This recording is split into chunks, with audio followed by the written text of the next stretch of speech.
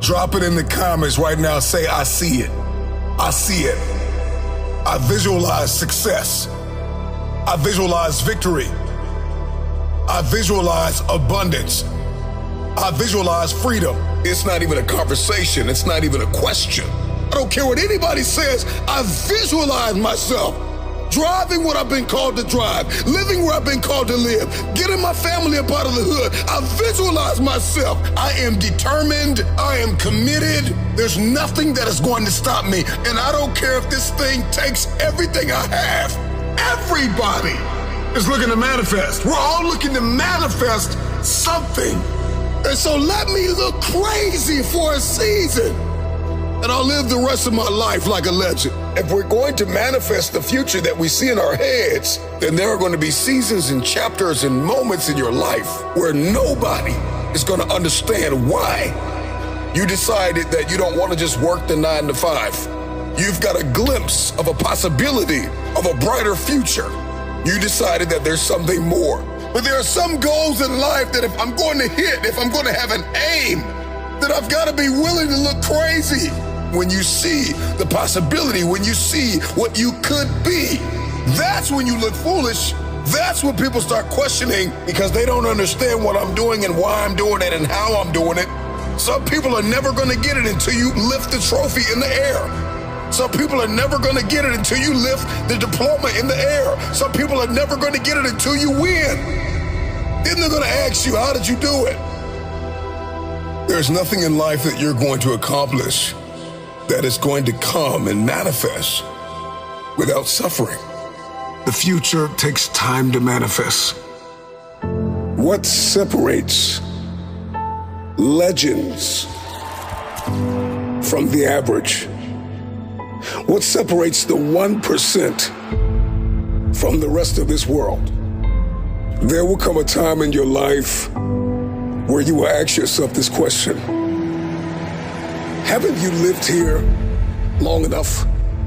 You've been in doubt and fear and uncertainty and confusion and comparison long enough. Haven't you been depressed long enough? Haven't you been broke long enough? Haven't you been broken and fractured and defeated and demoralized long enough?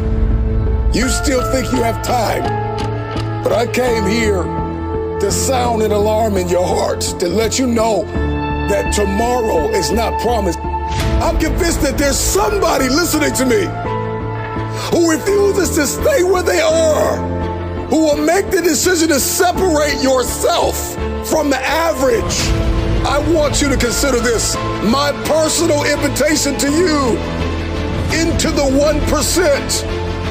This is not about a socioeconomic background. This is not about how much money you make or the car that you drive. This chiefly is about the person you become. Metaphorically speaking, go find a mirror, wipe the blood out of your eyes, and tell yourself, I can see now! I got royalty in my DNA. I will not bow to ordinary. I got people to see, places to go, tables to sit at. I got work to do. This is what separates the 1%. Can you do what nobody in your bloodline has ever done before? Are you resilient enough to overcome failures and setbacks? Do you believe that you can communicate in such a way that is so powerful that you can build a team from nothing, brick by brick, and to lead a generation into the future? It takes a different person to walk into that room and sit at that table.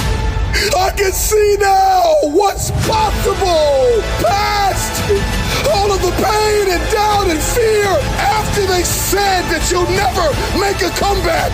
Do you believe that your dream, that the vision, that the idea that you see in your head, do you believe you could hold it in your hand?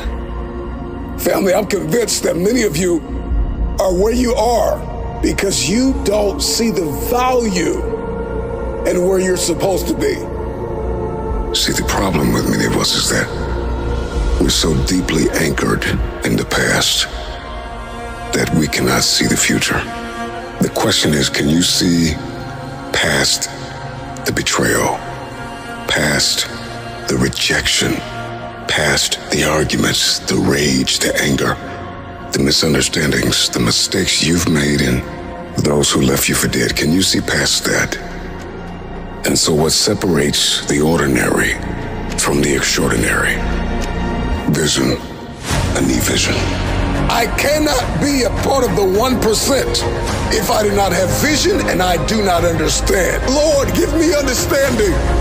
I'm talking about the 1% of people that are actually working on their mental health, that refuse to lose the fight against the demons that your parents and your family had to fight. This is your personal invitation to a mentality of a group of 1% of people that are incurable optimists, and they've got a posture of humility that says, I'm humble enough to know I don't know everything, and I'm hungry enough to know that I'm just getting warmed up. This is what separates one-hit wonders from history makers. An obsessive focus on the mission. What is your vision? What is your mission? Why are you here? It's the 1% that understand that without relentless drive and hunger, you will never eat. I just need you to believe that at the end of all of this, that you are the 1%. You wouldn't have made it this far in this video if you weren't. What truly separates the extraordinary individuals who changed the world and shaped the course of history from the average masses, it's a combination of talent, grit, resilience, and an indomitable spirit that propels them to achieve the unthinkable. It's the 1% when they are faced with crushing and failures and demoralizing setbacks that would make most quit. It's the 1% that view the problems and the challenges and the setbacks as opportunities to overcome every single day.